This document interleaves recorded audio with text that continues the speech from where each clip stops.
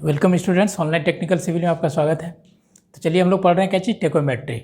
टेकोमेट्री में आपको पिछले क्लास में बताए थे क्या चीज़ आपका जो है उसका प्रिंसिपल क्या है, कैसे यूज करते हैं, कहाँ पे यूज करना है, वो बेसिक चीज़ हम लोग कवर कर लिए थे। अब आपका जो टेकोमेट्री सर्वे है, ये टेकोमेट्री सर्वे किस प्रिंसिपल पे वर्क करता है, इसका अपना किस सिद्धांत है, वो किस बेसिस पे वर्क करता है। तो आइए आज हम लोग देखते हैं कि प्रिंसिपल ऑफ टेकोमेट्री, यानी टेकोमेट्री सर्वे करेंगे तो उसके लिए आपका क्या प्रिंसिपल है। तो टेकोमेट्री सर्वे हम लोग क्यों करते हैं, ये हम लोग पिछले क्लास में कवर किए थे।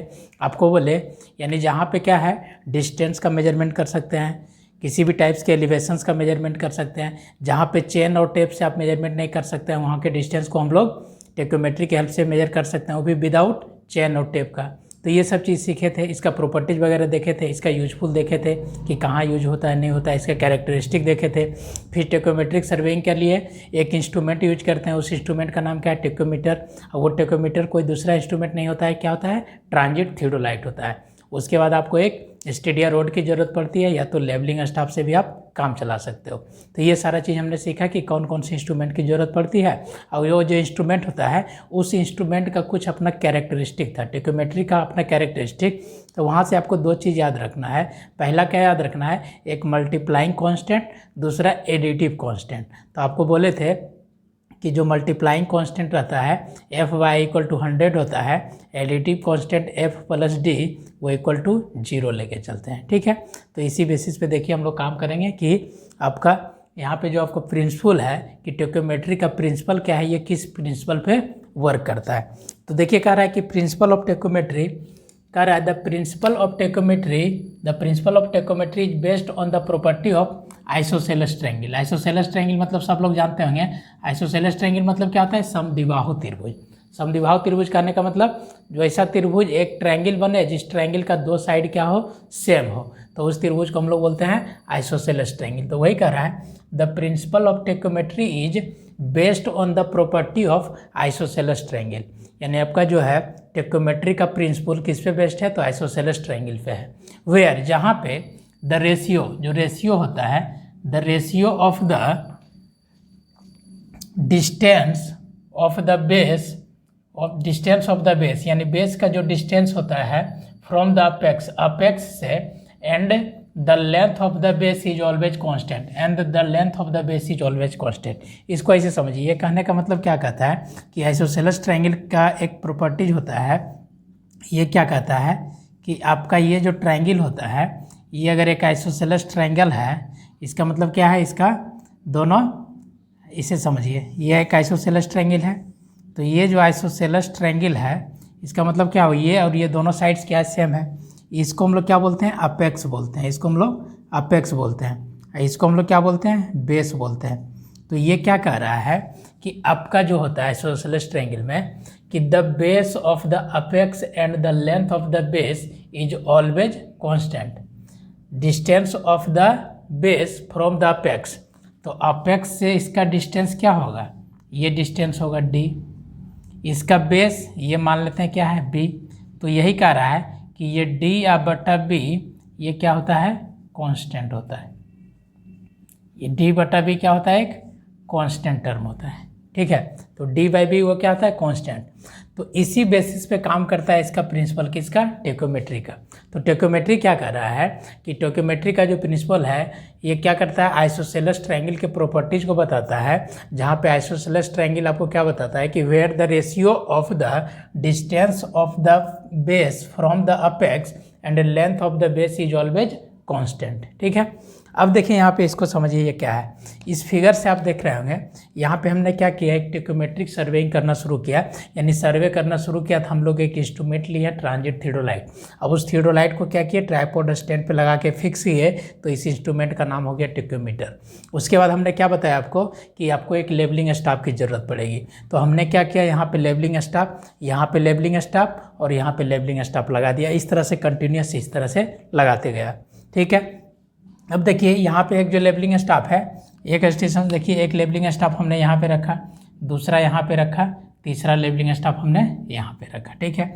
अब ये जब लेवलिंग स्टाफ हमने रखा होगा और स्टेकोमेट्री के हेल्प से देखे होंगे तो आपको कल बताए थे कि अब जब रीडिंग लेते हैं तो किसका डायफ्राम की ज़रूरत पड़ती है। तो डायफ्राम में आपको बताए थे कि बहुत सारा टाइप्स ऑफ डायफ्राम होता है। जस्ट इमेजिन कीजिए कि इस तरह का आपका ये डायफ्राम है। ये क्या होता है, अपर स्टीडिया, और इसको क्या बोलते हैं लोअर स्टीडिया, और इसको क्या बोलते हैं सेंट्रल स्टीडिया, ठीक है। तो अपर स्टीडिया, लोअर स्टीडिया, सेंट्रल स्टीडिया। अब ये इंस्ट्रूमेंट यहाँ पे रखा हुआ है इस तरह से, जस्ट इमेजिन कीजिए इस तरह से इंस्ट्रूमेंट रखा हुआ है। इस टेकोमीटर के हेल्प से देख रहे हैं तो आपका क्या है, ये जो सेंट्रल स्टीडिया होता है ये तो इंस्ट्रूमेंट के जस्ट सामने रहता है, ये लाइन ऑफ कोलिमेशन जहाँ से पास कर रहा है। दूसरा ये दिख रहा है अपर स्टीडिया का रीडिंग, तो आपको इस तरह से दिखेगा। तीसरा लोअर स्टीडिया का रीडिंग इस तरह से दिखेगा, ठीक है। यहाँ पे क्या है, लेवलिंग स्टाफ आपका इस तरह से खड़ा हुआ है, और स्टाफ का जो रीडिंग यहाँ कट कर रहा है, स्टाफ का एक रीडिंग यहाँ कट करेगा, स्टाफ का एक रीडिंग यहाँ कट करेगा। तो 3 रीडिंग आपको दिखेगा। इसको अपर स्टीडिया का रीडिंग बोलेंगे, इसको लोअर स्टीडिया का रीडिंग बोलेंगे, और इसको सेंट्रल हेयर का रीडिंग बोलेंगे। तो सेम जस्ट इमेजिन कीजिए आप क्या है, यहाँ पे एक स्टाफ रखा हुआ है, एक स्टाफ आपका यहाँ पे रखा हुआ है, और तीसरा बार लेबलिंग स्टाफ हम लोग यहाँ पे रखे हैं, ठीक है। स्टाफ को शिफ्ट करते गए हैं। अब देखिए जब स्टाफ आपका यहाँ पे है तब हम लोग देखेंगे तो यहाँ पे उस तरह का एक क्या दिखेगा, डायफ्राम दिखेगा। उस डायफ्राम के हेल्प से हम लोग क्या करेंगे, रीडिंग लेंगे। तो रीडिंग लेंगे तो 3 रीडिंग होगा। ये वाला रीडिंग क्या कहलाएगा, अपर स्टीडिया। ये वाला रीडिंग क्या कहलाएगा, सेंट्रल हेयर। और ये वाला रीडिंग क्या कहेगा, लोअर स्टीडिया। और जैसे जैसे आप दूर बढ़ते जाइएगा तो डिस्टेंस जैसे जैसे बढ़ते जाएंगे तो रीडिंग का वैल्यू भी क्या होगा, बढ़ते जाएगा। यहाँ पे अपर स्टीडिया देखिए, इसका वैल्यू यहाँ कुछ होगा, लोअर स्टीडिया का वैल्यू यहाँ होगा, सेंट्रल का ये होगा, अपर का कुछ यहाँ होगा, लोअर का कुछ यहाँ होगा, सेंट्रल का कुछ यहाँ होगा ना। तो इस तरह से अपर स्टीडिया, लोअर स्टीडिया, सेंट्रल स्टीडिया सब जगह ये रीडिंग है, ठीक है। तो अगर इसको हम देखें जब इस तरह देखिए एक फिगर बन रहा है आपका, कैसा फिगर बन रहा है, तो ये देखें अगर एक टेकोमीटर यहाँ पे कांस्टेंट रखा हुआ है तो हम जैसे जैसे दूर बढ़ते जा रहे हैं तो यहाँ से देखिए ये एक दिख रहा है यहाँ पे, ये एक दिख रहा है यहाँ पे, तो ये कैसा ट्रायंगल बन रहा है, एक आइसोसेलेस ट्रायंगल बन रहा है। सेम उसी तरह यहाँ से आइए इस ट्रायंगल को देखें, इस ट्रायंगल को देखें तो ये भी आपका क्या एक आइसोसेलेस ट्रायंगल बन रहा है। ये क्या हो गया, मेरा अपेक्स हो गया। ये जो पॉइंट है क्या हो गया, अपेक्स हो गया। ये क्या हो गया, बेस हो गया। ये क्या हो गया, बेस हो गया। ये भी डिस्टेंस क्या हो गया, अपेक्स का। ये क्या हो गया, बेस का डिस्टेंस हो गया। तो अब बताइए बेस का वैल्यू कितना होगा। तो बेस का वैल्यू कितना होगा, अब जैसे यहाँ पे देखिए आपका बेस का वैल्यू क्या होगा, यही यहाँ से लेके यहाँ तक ये क्या कहलाएगा, आपका बेस कहलाएगा। तो इस बेस का वैल्यू क्या होगा, तो ये जो अपर स्टीडिया का रीडिंग है अब माइनस लोअर स्टीडिया का रीडिंग, ये दोनों को घटा देंगे तो उसी को बेस बोलते हैं, या तो इसी को हम लोग एक टर्म में और क्या बोलते हैं, स्टाफ इंटरसेप्ट। यानी स्टाफ को कहाँ कहाँ पे कट कर रहा है वो दोनों के बीच का जो डिस्टेंस है उसी को हम लोग क्या बोलते हैं, स्टाफ इंटरसेप्ट, या तो ये इंटरवल। इसी इंटरवल को हम लोग डिनोट करते हैं किससे, एस से। स्टाफ इंटरसेप्ट को हम लोग किससे डिनोट करते हैं, एस से। यहाँ पे एस क्या है, तो आइसोसेलेस ट्रायंगल का आपका बेस है, देखिए है ना। तो अब देखिए 3 को लिए जैसे जनरली यहाँ पे देखिए, यहाँ पे आपका जो बेस होगा वो बेस क्या होगा, जैसे A3 B3 मान लिया कि यहाँ पे अपर स्टीडिया का रीडिंग A1 A3 है, यहाँ से शुरू किया A1 है, और ये B1, अपर स्टीडिया A2, लोअर स्टीडिया B2, अपर स्टीडिया A3, लोअर स्टीडिया B3।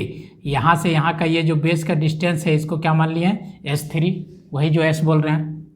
यहाँ से यहाँ क्या है, एस स्टाफ इंटरसेप्ट, यानी स्टाफ कहाँ कहाँ इंटरसेप्ट कर रहा है, अपर और लोअर, S2 मान लिया। यहाँ से यहाँ ये जो बेस का डिस्टेंस होगा, ये बेस बन रहा है ना, यहाँ से यहाँ ये एक बेस ही बन रहा है ना, तो इसके बेस का डिस्टेंस को क्या मान लिया हम लोग, S1 मान लिया, S1 S2 S3। तो S1 S2 S3 ये क्या हो गया, ट्रायंगल का बेस हो गया। S3 किस ट्रायंगल का बेस है, तो P1 A3 B3। देखिए 3 वो ट्रायंगल बन रहा है, P1 A2 B2, P1 A1 B1 बन रहा है ना। और आइसोसेलेस ट्रायंगल का आपको प्रॉपर्टीज क्या बोलता है, तो कहता है कि एपेक्स से जो डिस्टेंस होगा और उसका जो है क्या चीज़, बेस होगा, वो दोनों का वैल्यू क्या होता है, एक कांस्टेंट होता है। तो वही देखिए यहाँ पे लिए हैं क्या, तो एक स्टाफ यहाँ, 2 स्टाफ यहाँ, 3 स्टाफ यहाँ। तो इसको मान लिया जो पहला स्टाफ है उस पहला स्टाफ का यहाँ से डिस्टेंस अपेक्स से कितना है, तो D1 है। अपेक्स ये हो गया, अपेक्स से डिस्टेंस इसका क्या मान लिया है, D1 है। दूसरा जो स्टाफ है उसका अपेक्स से डिस्टेंस क्या मान लिया है, D2 है। तीसरा जो स्टाफ है उसका अपेक्स से डिस्टेंस कितना है, D3 है। पहला स्टाफ जो है उसका बेस का डिस्टेंस कितना है, S1। दूसरा स्टाफ का बेस कितना है, S2। तीसरा स्टाफ का बेस क्या है, S3। तो देखिए यहाँ पे एज शोन इन फिगर, जैसा कि फिगर में आपको दिख रहा है, तो क्या दिख रहा है, ट्रायंगल P1A3B3, P1A3B3, यही ना इमेजिनरी ट्रायंगल आपको बनेगा। फिर देखिए यहाँ पे ट्रायंगल P1A2B3, फिर ट्रायंगल P1A1B1, ये पूरा यहाँ का यहाँ पूरा ट्रायंगल हो जाएगा। अब कह रहा है कि D1 D2 D3 ये क्या है, distance from apex to base, यानी अपेक्स से बेस के बीच का डिस्टेंस है। और ये S3 S2 S1 ये क्या है, बेस है। S1 S2 S3 क्या है, लेंथ ऑफ बेस। ये लेंथ ऑफ बेस किसके बराबर होगा, तो ये स्टाफ इंटरसेप्ट के बराबर होगा। स्टाफ इंटरसेप्ट कहने का मतलब क्या, तो ये अपर स्टीडिया का रीडिंग माइनस लोअर स्टीडिया का रीडिंग। सिंपल ऐसे समझिए कि जब हम लोग सर्वे करने गए, मान लीजिए यहाँ पे रीडिंग 3.4 है, यहाँ पे रीडिंग 3.5 है, तो यहाँ पे रीडिंग ऑब्वियस है उससे ज़्यादा होगा 3.6। तो आप यहाँ से अगर पूछें कि स्टाफ इंटरसेप्ट एस का वैल्यू बताइए कितना होगा, तो क्या बोलिएगा 3.6 अब माइनस कितना 3.4, सब न्यूमेरिकल में यूज होगा। तो ये कितना हो जाएगा, 3.6 से 3.4 कट गया तो 0.2। ये किसका वैल्यू हो गया, एस का वैल्यू हो गया। यानी एस क्या है, ट्रायंगल का बेस, यानी ये जो ट्रायंगल बन रहा है उस ट्रायंगल का बेस का वैल्यू कितना होगा, ये बेस आपका 0.2 के बराबर होगा। तो वो क्या हो गया, अपर स्टीडिया का रीडिंग माइनस लोअर स्टीडिया का रीडिंग। अपर स्टीडिया किसको बोलते हैं, लोअर स्टीडिया किसको बोलते हैं, तो फिर से देखिए बता देते हैं। जिसमें आप टेकोमेट्री से सर्वे करने जाइएगा, आपको इस तरह का एक डायफ्राम दिखेगा, बहुत सारा डायफ्राम दिखेगा, 3-4 टाइप का दिखाए थे, उसमें से एक इस तरह का डायफ्राम जो दिख रहा है, इसका ये जो रीडिंग देगा इसको बोलते हैं अपर स्टीडिया। यहाँ का जो रीडिंग होगा उसको बोलते हैं लोअर स्टीडिया, और यहाँ का जो रीडिंग लेंगे इसको सेंट्रल स्टीडिया बोलते हैं। तो ये रीडिंग और ये रीडिंग दोनों का जो डिफरेंस होगा वही क्या कहलाता है, स्टाफ इंटरसेप्ट एस कहलाता है। क्लियर। तो देखिए S1 S2 S3 क्या है, लेंथ ऑफ बेस, ये बेस का लेंथ है, या तो उसी को हम लोग क्या बोल रहे हैं, स्टाफ इंटरसेप्ट। ठीक है। तो देखिए आपका ये क्या बोल रहा है, ट्रायंगल का प्रॉपर्टीज क्या बोल रहा है कि ये क्या होता है, ऐसे भी ये ट्रायंगल क्या है, सिमिलर ट्रायंगल है सब। तो of the base from apex the length of the base is always constant.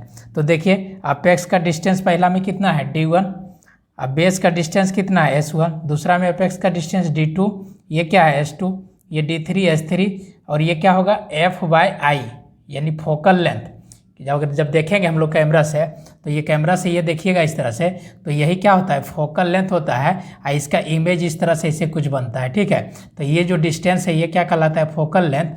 इधर पीछे बनता है, ये क्या कहलाता है आपका, इस तरह का देखिएगा इमेज बनता है आपका, यहाँ पे अभी जस्ट पढ़ाएंगे उसके आगे। ये जो क्या कहलाता है फोकल लेंथ, और ये क्या कहलाता है, ये इसका इमेज बनता है, यहाँ पे जो इमेज दिख रहा है उसका पीछे इमेज बनता है। तो F/I, तो ये F क्या है, तो वही डिस्टेंस है, और ये I क्या है, तो स्टाफ इंटरसेप्ट है। तो वही कह रहा है ये क्या होता है, D1/S1 D2/S2 D3/S3, ये कांस्टेंट के टर्म होता है। वो कांस्टेंट क्या होता है, F/I। कल आपको लिखवाए होंगे कि मल्टीप्लाइंग कांस्टेंट, टेक्योमेट्रिक में मल्टीप्लाइंग कांस्टेंट क्या है, तो मल्टीप्लाइंग कांस्टेंट आपका F/I है। तो वही आपका यहाँ पे F/I लिखा हुआ है। तो D1/S1 और D2/S2 और D3/S3 इक्वल टू क्या होगा, तो F/I, जिसका वैल्यू क्या हो जाएगा, तो एक कांस्टेंट के बराबर हो जाएगा। अब यहाँ पे F/I क्या है, तो इसी F/I को कल बताए थे कि F/I को हम लोग क्या बोलते हैं, मल्टीप्लाइंग कांस्टेंट। मल्टीप्लाइंग कांस्टेंट का वैल्यू कितना लेते हैं, 100। एडिटिव कांस्टेंट का वैल्यू कितना लेते हैं, 0। और जहाँ पे F क्या है, तो फोकल लेंथ ऑफ ऑब्जेक्ट, यानी ऑब्जेक्ट का फोकल लेंथ क्या है, और I क्या है, तो स्टीडिया इंटरवल है। I क्या है, स्टीडिया इंटरवल। यहाँ पे I यहाँ पे रिप्रेजेंट किससे कर रहे हैं, तो S से, जिसको हम लोग S से रिप्रेजेंट किए हैं उसी को यहाँ पे क्या लिखे हैं, I क्या है, तो स्टीडिया इंटरवल।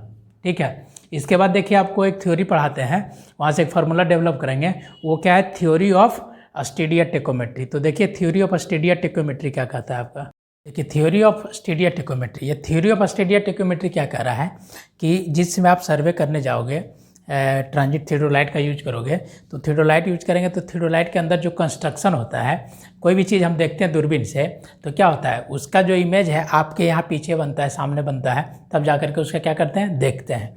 जैसा कि आप पढ़े होंगे 9th में सब लोग पढ़े थे, एक उत्तल लेंस का उत्तल दर्पण फार्मूला और अवतल दर्पण formula 1/u equal to 1/u plus 1/v equal to 1/f, एक में 1/u minus 1/v equal to f 1/f। तो वही सिर्फ प्रॉपर्टीज़ को यहाँ पे लागू करना है। क्या करना है, आपका जो रहता है वो जो टेकोमेट्री इंस्ट्रूमेंट रहता है यानी थियोडोलाइट जो रहता है उसमें क्या लगा हुआ रहता है, उत्तल लेंस लगा हुआ रहता है। तो सपोज दैट ये मान लीजिए ये आपका एक उत्तल लेंस है, ठीक है। अंदर जो कंस्ट्रक्शन है अब किस किस तरह से ये बनता है इमेज वो पूरा डिटेल बता रहे हैं। तो ये क्या है, थ्योरी ऑफ स्टेडिया टेकोमेट्री, यानी थ्योरी ऑफ स्टेडिया टेकोमेट्री क्यों किस तरह से वर्क करता है। स्टेडिया टेकोमेट्री इसलिए बोल रहे हैं क्योंकि अपर स्टेडिया लोअर स्टेडिया का रीडिंग हम लोग का यहाँ पे ज़्यादा इंपॉर्टेंट रहता है, अपर स्टेडिया और लोअर स्टेडिया का रीडिंग लेना, इसलिए इसका नाम क्या है, थ्योरी ऑफ स्टेडिया टेकोमेट्री। तो देखिए इसमें क्या करते हैं, आपको पता है कि एक लेंस लगा हुआ रहता है, ठीक है। अब हम लोग कोई ऑब्जेक्ट यहाँ पे है, यहाँ पे स्टाफ को रख दिए, इस स्टाफ को हम लोग देख रहे हैं। जब देख रहे हैं तो सामने से देखिएगा तो आपका क्या दिखता है, ये ए और बी पार्ट दिखता है, लेकिन इमेज आपका कहाँ बनता है, तो इमेज आपका लेंस के पीछे बनता है ना। इसका इमेज कहाँ बनता है, तो लेंस के पीछे बनता है। तो ये जो एस है, ये ऐसे मतलब स्टाफ इंटरसेप्ट जहाँ कट कर रहा है, इसका इमेज यहाँ पे बना, इसको हम लोग क्या लिख लिए हैं, आई लिख लिए हैं, ठीक है। बाकी इसका क्या डिस्टेंस है, अब इंस्ट्रूमेंट हमने खड़ा कर दिया। अब सिंपल ऐसे समझो कि आपने क्या किया, इंस्ट्रूमेंट यहाँ पे खड़ा किया और इस तरह से क्या किए हो, ये टेकोमेट्रिक सर्विंग लगा करके आप क्या कर रहे हैं, इसको देख रहे हैं इस तरह से। और यहाँ पर आपका ये क्या है, एक लेबलिंग स्टाफ है, इस तरह से लेबलिंग स्टाफ को देख रहे हैं। तो देखने के बाद देखिए कैसा बनेगा, ये चीज़ ना दिखता है, ये इमेजिनरी लाइन जाता है, ये इस तरह से ऐसे जाता है, ये इस तरह से ऐसे जाता है। तो देखिए सेम ये ऑब्जेक्ट का पूरा डिटेल दिख रहा है। इसका इमेज आपका कहाँ है, पीछे बनता है ना, तो वही देखिए पीछे जो बन रहा है इमेज वो आपका इस तरह से ऐसे शो कर सकते हैं। तो यहाँ का ये जो वैल्यू है ये एस, यही आपको कहाँ दिखता है, पीछे कैमरा के पीछे इस तरह से एस दिखता है। ये जो डिस्टेंस है, अब यहाँ से यहाँ ये जो डिस्टेंस होगा यही इसका क्या कहलाएगा, हॉरिजॉन्टल डिस्टेंस डी कहलाएगा। तो मेरा मकसद है यहाँ पे डी कैलकुलेट करना, कि आपको हम बोले कि टेकोमेट्रिक सर्वेइंग में हम लोग क्या करते हैं, हॉरिजॉन्टल डिस्टेंस कैलकुलेट कर लेते हैं, लेकिन चेन और टेप की ज़रूरत नहीं पड़ती है। तो ये डी का वैल्यू क्या होगा, तो वही डी का वैल्यू आज हम लोग निकाल रहे हैं किससे, तो लेंस के प्रॉपर्टी से। तो देखिए जस्ट इमेजिन किए इस तरह का होगा, अब इसको कंस्ट्रक्ट किए तो इस तरह से होगा, ठीक है। अब इसका देखिए इंटरनल पार्ट्स क्या क्या नाम कुछ है, तो ओ जो दिए हैं वो क्या है, ऑप्टिकल सेंटर ऑफ ऑब्जेक्ट, यानी जो ऑब्जेक्ट है इसका जो ऑप्टिकल सेंटर होगा कहीं, ये जो ऑप्टिकल सेंटर होगा इसका हम लोग क्या मान लिए, ओ मान लिया। एम क्या है, वर्टिकल एक्सिस, एम को क्या माने हैं, ये वर्टिकल एक्सिस। वर्टिकल एक्सिस कहने का मतलब क्या कि आपका ये जो थियोडोलाइट है ना, जहाँ से ये वर्टिकल एक्सिस जो हम लोग पढ़े थे डिजायर्ड रिलेशनशिप याद कीजिए, एक बताए थे वर्टिकल एक्सिस हॉरिजॉन्टल एक्सिस, तो ये क्या था, वर्टिकल एक्सिस के अबाउट आपका थियोडोलाइट को इसको रोटेट कर सकते हैं। तो यही आपका क्या है, वर्टिकल एक्सिस, यानी वर्टिकल एक्सिस वहीं पे होता है जहाँ पे आपका क्या हो, ये ट्राइपॉड स्टैंड का ये सेंटरिंग जाता है ये इस तरह से। तो ये आपका वर्टिकल एक्सिस, तो एम पॉइंट को हम लोग क्या मान लिया है, वर्टिकल एक्सिस, ठीक है। एम क्या है आपका, वर्टिकल एक्सिस। एफ क्या है, फोकल लेंथ ऑफ ऑब्जेक्टिव, यानी एफ देखिए आपका कहाँ से कहाँ, यहाँ से यहाँ, ये जो डिस्टेंस है ये क्या है, जो ऑब्जेक्टिव है उस ऑब्जेक्टिव का, जो ऑब्जेक्ट देख रहे हैं उस ऑब्जेक्ट का क्या है यहाँ पे, focal length, focal length of objective. और ये कैपिटल एफ जो आपका है, ये कैपिटल लेंथ क्या है, तो फोकस है। आपको पता है कि फोकल लेंथ क्या होता है, तो फोकस और ऑप्टिकल लेंस के बीच के जो डिस्टेंस होता है उसी को हम लोग क्या बोलते हैं, फोकल लेंथ बोलते हैं। तो फोकस और ऑप्टिकल लेंस के बीच का जो डिस्टेंस होता है उसी को हम लोग क्या बोलते हैं, फोकल लेंथ बोलते हैं। तो ये एफ क्या है, focal length of objective, F क्या है, focal length of objective. Capital F क्या है, तो कैपिटल एफ क्या है, यहाँ पे फोकस, यहाँ पे फोकसिंग स्क्रू से हम लोग क्या कर रहे हैं, फोकस कर रहे हैं। और आई, ये जो लिखा है ना, ये क्या है आपका आई है, ये आई देखिए आपका क्या है, ये आई क्या है, आई को हम लोग ए बी से डिनोट किए हैं, यानी I equal to A B के बराबर होगा, जो क्या है, स्टेडिया इंटरवल है, किसका, इमेज का। लेकिन ओरिजिनल में क्या है, स्टेडिया इंटरवल, ए बी यहाँ पे है, ठीक है। और एस क्या है, उसको हम लोग कैपिटल एस से लिखे हैं, वो क्या है, कैपिटल ए बी। ये क्या है, स्टाफ इंटरसेप्ट, यानी स्टाफ आपका कहाँ पे कट कर रहा है, तो ये ए पे कट कर रहा है, बी पे कट कर रहा है। इसका इमेज जो बन रहा है वो स्मॉल ए स्मॉल बी है, उस इमेज वाले को किससे डिनोट किए हैं, तो स्मॉल आई से डिनोट किया, आई मतलब इमेज। वो एस, कैपिटल एस क्या है, स्टाफ इंटरसेप्ट। स्टाफ इंटरसेप्ट क्या होता है, तो अपर स्टेडिया का रीडिंग माइनस लोअर स्टीडिया का रीडिंग। इतना तो सब लोग हम लोग जानते हैं। तो वही देखिए एस क्या है, A B staff intercept. D क्या है, ये देखिए ये वाला डी, ये डी क्या कर रहा है, distance of the vertical axis, यानी वर्टिकल एक्सिस से आपका जो इंस्ट्रूमेंट है ना फ्रॉम कहाँ से, ये जो आपका सेंटर ऑप्टिकल सेंटर उसके बीच का डिस्टेंस है, distance of the vertical axis of the instrument from O. और ये जो कैपिटल डी है, कैपिटल डी क्या है, यहाँ से लेके यहाँ, यही कैपिटल डी आपको कैलकुलेट करना है। कैपिटल डी क्या है, horizontal distance of the staff from the vertical axis of the instrument, यानी इंस्ट्रूमेंट का जो वर्टिकल एक्सिस, तो इंस्ट्रूमेंट का वर्टिकल एक्सिस कहाँ होता है, तो ये जो ट्राइपॉड स्टैंड का लेग होता है जहाँ पे सेंटर होता है, यही इंस्ट्रूमेंट का वर्टिकल एक्सिस होता है। आप यहीं से लेकर के जो ऑब्जेक्ट है उसके बीच का डिस्टेंस निकाल रहे हैं, इसी को हम लोग किसी से डिनोट कर रहे हैं, कैपिटल डी से। तो ये कैपिटल डी क्या हो गया, horizontal distance of the staff from the vertical axis of the instrument. Vertical axis मतलब क्या, एम, यानी यहाँ से लेके यहाँ के बीच का डिस्टेंस है, यही डिस्टेंस क्या कहलाता है आपका, हॉरिजेंटल डिस्टेंस। इसी हॉरिजेंटल डिस्टेंस को आज हमको क्या करना है, कैलकुलेट करना है। तो यही क्या हो गया, हॉरिजेंटल डिस्टेंस। F1 क्या है, horizontal distance of staff from optical centre of the objective, यहाँ से यहाँ का स्टाफ के बीच का डिस्टेंस, ऑप्टिकल सेंटर से ऑब्जेक्ट के बीच का जो डिस्टेंस है उसको F1 माने हैं। और F2 क्या है, F2 है horizontal distance of the cross wire from O, यानी O से यहाँ पे जो हम लोग क्रॉस हेयर से देखते हैं ना, यहाँ पे आपको क्रॉस वायर, तो वहाँ से वहाँ का बीच का डिस्टेंस को इसको हम लोग क्या माने हैं, F2 माने हैं। तो इस तरह से टोटल F, ये नोटेशन बता दिए आपको कि ये क्या क्या होता है। अब यहाँ से देखिए इसका प्रॉपर्टीज, ये क्या होता है आपका, देखिए दो ट्रायंगल बन रहा है, एक आपका लेंस के लेफ्ट साइड, दूसरा लेंस के राइट साइड। तो ये ट्रायंगल का क्या प्रॉपर्टीज होगा, सेम वही देखिए प्रिंसिपल पे वर्क कर रहा है, यानी प्रिंसिपल आपका क्या है, आइसोसेलेस ट्रायंगल। तो यहाँ पे देखिए आइसोसेलेस ट्रायंगल बन रहा है। तो ये जो ट्रायंगल है, देखिए दो ट्रायंगल बन रहा है ना, ट्रायंगल AOB, एक ऑप्टिकल सेंटर का सेंटर OAB, तो ट्रायंगल AOB एंड ट्रायंगल कौन सा, इधर वाला एक छोटा ट्रायंगल AOB जिसके इमेज बन रहा है, और ये रियल पिक्चर है, इसका इमेज यहाँ बन रहा है। तो वही कर रहा है, triangle AOB and triangle AOB are similar triangle. ये दोनों ट्रायंगल कैसे आपका सिमिलर ट्रायंगल है। तो सिमिलर ट्रायंगल अभी तुरंत हम लोग पढ़े हैं, क्या लिख सकते हैं, तो ये दोनों का अपेक्स से जो डिस्टेंस है उसका बेस का रेशियो, इसका जो अपेक्स का डिस्टेंस है उसका बेस का रेशियो कांस्टेंट लिख सकते हैं। तो आपका ये देखिए लिख सकते हैं, यहाँ से यहाँ अपेक्स का डिस्टेंस कितना F1, तो देखिए F1 लिख दिए। स्टाफ इंटरसेप्ट कितना S, तो ये बराबर होगा किसका, यहाँ से यहाँ अपेक्स का डिस्टेंस कितना F2। अब बट्टे क्या चीज़, ये देखिए I लिख दिए। तो ये दोनों ट्रायंगल के प्रॉपर्टी से हम लोग लिख दिए F1/S इक्वल टू F2/I, ठीक है। अब यहाँ पे आपको पता है, देखिए वी नो दैट, आपको पता है कि लेंस फार्मूला से हम लोग लिख सकते हैं कि 1/F1 1/F equal to 1/F1 plus 1/F2।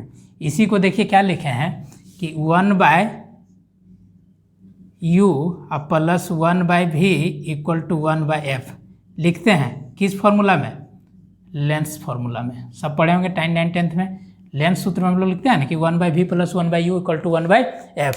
तो ये U क्या है, प्रतिबिंब का, ये V क्या है, तो ऑब्जेक्ट का, F क्या होता है, वही फोकस लेंस जहाँ पे बन रहा है, ठीक है। तो 1/U plus 1/V equal to 1/F। तो देखिए उसी रिलेशन पे रखें, तो यहाँ पे देखिए 1/F equal to 1/F1। U क्या है, तो प्रतिबिंब का। तो देखिए U मतलब क्या है, यहाँ प्रतिबिंब किधर बन रहा है, एक देखिए आपका क्या होगा 1/V प्लस 1/, तो एक F2 होगा और दूसरा क्या होगा F1 होगा। तो यहाँ पे देखिए ये F1 और यहाँ पे क्या रखे हैं, F2 रखे हैं। तो ये F1 F2 क्या है, F1 देखिए एक प्रतिबिंब का दूरी है, ये F2 प्रतिबिंब का दूरी है, F1 क्या आपका ऑब्जेक्ट का दूरी है, हो गया ना। तो 1/U plus 1/V equal to 1/F, तो उसी के जगह पे लिख सकते हैं 1/F equal to 1/F1 plus 1/F2, क्योंकि हम लोग इसके डिस्टेंस को क्या माना है, U भी नहीं माना है, एक को माने F1 और F2 माना है। तो लिख सकते हैं ना कि 1/F1 बराबर 1/F equal to 1/F1 plus 1/F2। यहाँ पे हम लोग क्या मानते थे, वहाँ पे हम लोग मानते थे इसको U और V मानते थे, इसलिए यहाँ पे लिखते थे 1/U plus 1/V equal to 1/F। Clear. तो ये 1/F इक्वल टू क्या लिख दिए हम लोग, 1/F1 प्लस 1/F2। किससे बताइए, ये किससे लिखे हैं, फ्रॉम लेंस फार्मूला से। सब लोग पढ़े हम लोग लेंस सूत्र, लेंस फार्मूला से। अब देखिए यहाँ से क्या करते हैं, हमको डिस्टेंस निकालना है क्या चीज़ का, हॉरिजेंटल डिस्टेंस डी निकालना है। हॉरिजेंटल डिस्टेंस डी निकालना है। आप जस्ट इमेजिन कीजिए, डी निकालने के लिए आपको क्या क्या चीज़ की ज़रूरत पड़ेगी। अगर आपको ये डी है और ये F1 है, अगर F1 और D दोनों को जोड़ दिया जाए, F1 अब प्लस D कर दें तो हॉरिजेंटल डिस्टेंस निकल जाएगा।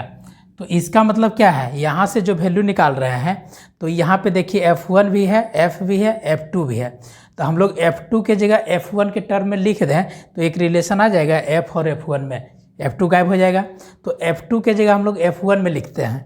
तो F2 के जगह अगर F1 में लिखें तो यहाँ से बताइए, यहाँ से लिख सकते हैं हम लोग कि F2 बराबर, देखिए F2 बराबर क्या लिख सकते हैं, F1, ये F1 इंटू आई अपन क्या चीज़ S लिख सकते हैं।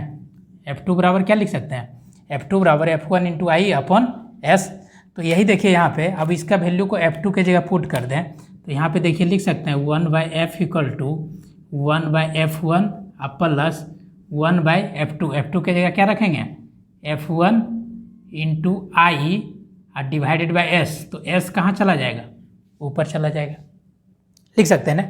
अब देखिए यहाँ से 1/F कर दें, इसको क्या करें 1/F1 कॉमन ले लें, 1/F1 कॉमन ले लें तो यहाँ पे क्या हो जाएगा 1 प्लस S अब बटे क्या चीज़ I। समझ में आ रहा होगा, F1 कॉमन ले लिए तो कितना 1 प्लस S बटे I। अब देखिए यहाँ पे हमको F1 का वैल्यू निकालना है ना, तो देखिए F1 इक्वल टू लिख सकते हैं, F1 इक्वल टू, F1 इधर आ जाएगा, ये F इधर चल जाएगा, F इंटू 1 प्लस S अब बटे I। या तो इसी को और एक टर्म में लिखें तो एक टर्म में और क्या लिख सकते हैं, F1 इक्वल टू ये F अब प्लस F इंटू S अब बटे क्या चीज़ I, लिख सकते हैं ना।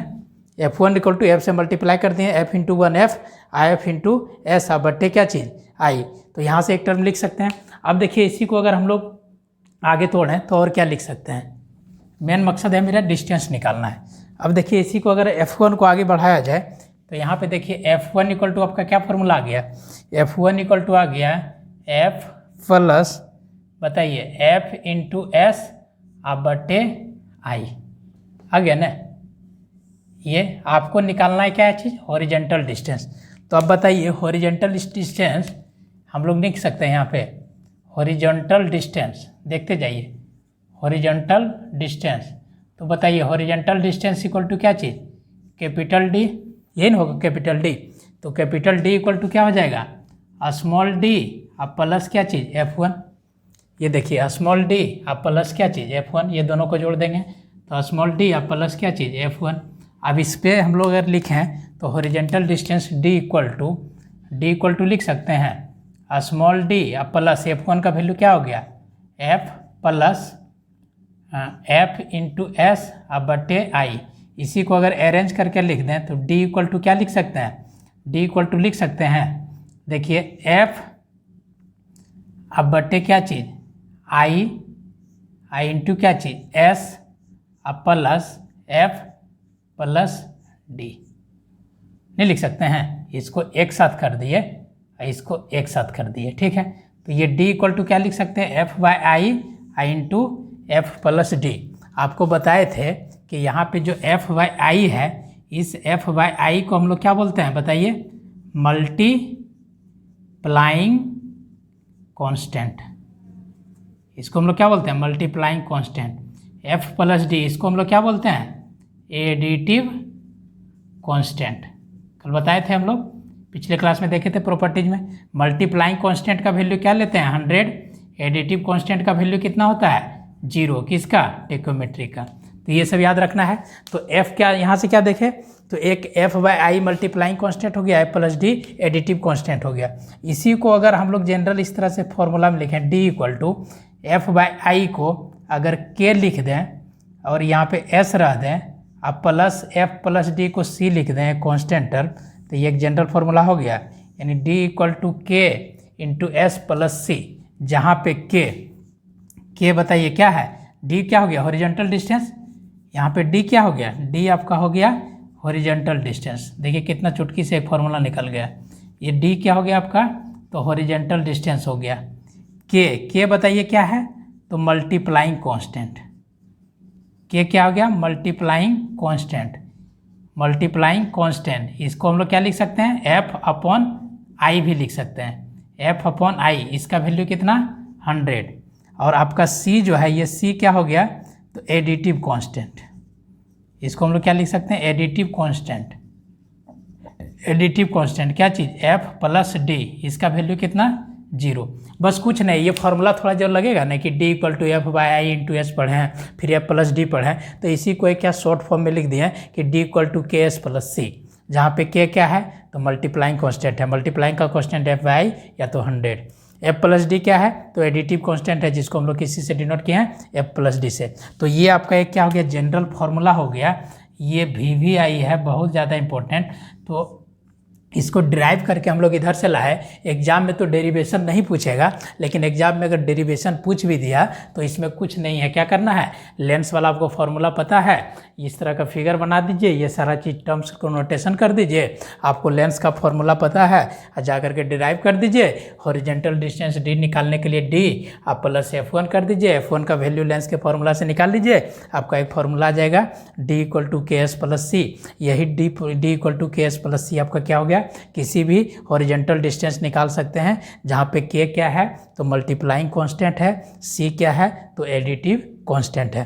तो इस तरह से एक क्या सीखे आप, एक न्यू फार्मूला सीख लिए, यानी हॉरिजॉन्टल डिस्टेंस निकालने का, किसके हेल्प से, तो आपका टेक्योमेट्री के हेल्प से। इस फार्मूला के हेल्प से क्या कर सकते हैं, किसी भी डिस्टेंस को हम लोग इजीली कैलकुलेट कर सकते हैं। जैसे एग्जांपल के लिए ऐसे समझिए कि देखिए फार्मूला, जैसे मान लीजिए आपने सर्वेइंग करने गया, ठीक है, इस तरह से इंस्ट्रूमेंट लगाया टेक्योमेट्रिक, और यहाँ पे लेवलिंग स्टफ रखा हुआ है, आपने इस तरह से इसको देखा, तो आपका क्या होगा, इस तरह का एक रीडिंग बनेगा, एक अपर स्टीडिया का रीडिंग, एक लोअर स्टीडिया का रीडिंग, ये अपर हो गया, ये लोअर हो गया, ये सेंट्रल हो गया। सपोज दैट आपका अपर स्टीडिया का वैल्यू जो है, ये वैल्यू मान लीजिए 5.56 आ गया, 5.6 आया, और यहाँ का जो रीडिंग है इसको मान लेते हैं 5.2 आया। अब आपसे पूछ दें कि बताइए यहाँ से यहाँ हॉरिजॉन्टल डिस्टेंस क्या होगा, फटाक से चुटकी में, कैसे, तो ये जो हॉरिजॉन्टल डिस्टेंस है ये डी इक्वल टू, चलिए तुरंत क्या करेंगे, फॉर्मूला पे पुट कर देंगे।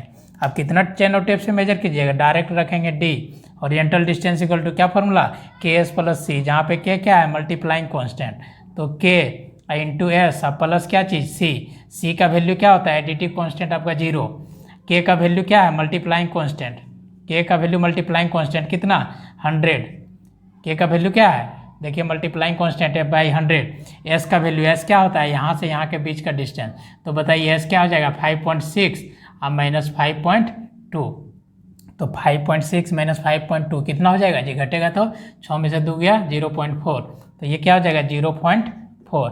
अब इसको क्या कीजिए 100 से गुना कर दीजिए, कितना आ जाएगा, लगभग आपका 40 मीटर के करीब आ जाएगा। ये डिस्टेंस आपका निकल गया कितना, 40 मीटर। आप चेन और टेप से मेजर करते रहते हैं, कितना टाइम लगता है, ठीक है। तो इस तरह से क्या कर सकते हैं, चुटकी में हम लोग किसी भी डिस्टेंस को मेजर कर सकते हैं with the help of tacheometer, ठीक है। तो यहाँ से एक जनरल फार्मूला आप सीखे, क्या चीज़, डी इक्वल टू के एस प्लस सी। ये फार्मूला बहुत ज़्यादा इंपॉर्टेंट है, इसके बेस्ड पे एक न्यूमेरिकल क्वेश्चंस भी आपका एग्जाम में आता है 4 नंबर का, ठीक है। तो आगे नेक्स्ट क्लास में हम लोग देखते हैं कि इस पे बेस्ड पे आपका जो स्टेडिया कांस्टेंट है, इसके बेस्ड पे किस टाइप के न्यूमेरिकल्स आते हैं और क्या क्या है, आगे पढ़ेंगे। तो आज का क्लास यहीं पे ख़त्म करते हैं। आई होप आपको ये सब चीज़ समझ में आया होगा, प्रिंसिपल भी समझ गए होंगे। दूसरा आपका ये टेक्योमेट्रिक कांस्टेंट कैसे निकालते हैं, जहाँ पे एफ बाई आई और एफ प्लस डी ये क्या है, तो टेक्योमेट्रिक कांस्टेंट भी बोलते हैं इसको। एक मल्टीप्लाइंग कांस्टेंट होता है, दूसरा एडिटिव कांस्टेंट होता है। इस तरह से एक फॉर्मूला सीखे, डी इक्वल टू यानी हॉरिजॉन्टल डिस्टेंस निकालना है तो के एस प्लस सी, जहाँ पे के का वैल्यू मल्टीप्लाइंग कांस्टेंट के बराबर है, सी का वैल्यू एडिटिव कांस्टेंट के बराबर है, मल्टीप्लाइंग कांस्टेंट 100 के बराबर, एडिटिव कांस्टेंट 0 के बराबर। ये कौन बताता है, तो ये प्रॉपर्टीज है किसका, ये कैरेक्टरिस्टिक है किसका, तो टेक्योमीटर इंस्ट्रूमेंट का। क्लियर, तो इतना चीज़ याद रखना है। मिलते हैं हम लोग फिर नेक्स्ट क्लास में। Thank you, bye bye.